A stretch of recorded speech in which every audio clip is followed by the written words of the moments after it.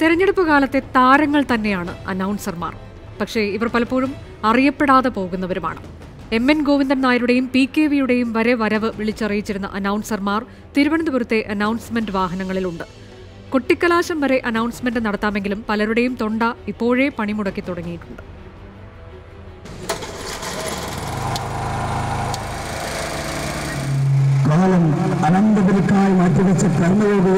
സ്ഥാനാർത്ഥി സഞ്ചരിക്കുന്ന വഴികളിലുടനീളവും പരിസര പ്രദേശങ്ങളിലുമുള്ളവരുടെ ശ്രദ്ധ ശരവേഗത്തിൽ പതിയണം. നമ്മുടെ ആളാണ് സ്ഥാനാർത്ഥി എന്ന് തോന്നും വിധം ഹൃദയത്തിലേക്ക് തുളഞ്ഞു കയറണം. ചില്ലറ ജോലിയല്ല അനൗൺസർമാരുടേത്. അനൗൺസ്മെന്റ് വാഹനത്തിന്റെ മുൻ സീറ്റിൽ ഇടതുവശത്തുണ്ടാകും ഇവർ.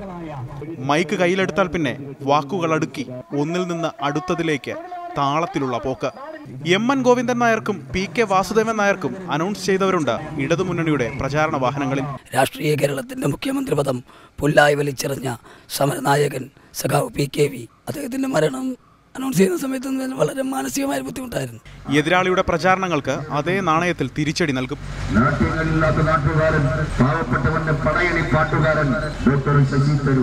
അനൗൺസർ ഇല്ലെങ്കിൽ റെക്കോർഡഡ് അനൗൺസ്മെന്റ് പ്ലേ ചെയ്ത് ആ കുറവ് നികത്താൻ ശ്രമിക്കും. പക്ഷേ കുറവ് തന്നെയായിരിക്കും. ശ്രീ കുമ്മനം രാജശേഖരൻ കടന്നു വരുന്നു. പ്രതിഫലമില്ലാതെ ഉയർത്തിപ്പിടിക്കുന്ന രാഷ്ട്രീയം വിളിച്ചു പറയുന്നവരാണ് ഇവരിലേറെയും.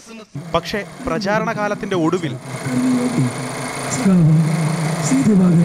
അഭിലാഷ് തൊഴുവൻകോടിനും സിറിലിനുമൊപ്പം അലക്സ് റാം മുഹമ്മദ്, 24 തിരുവനന്തപുരം.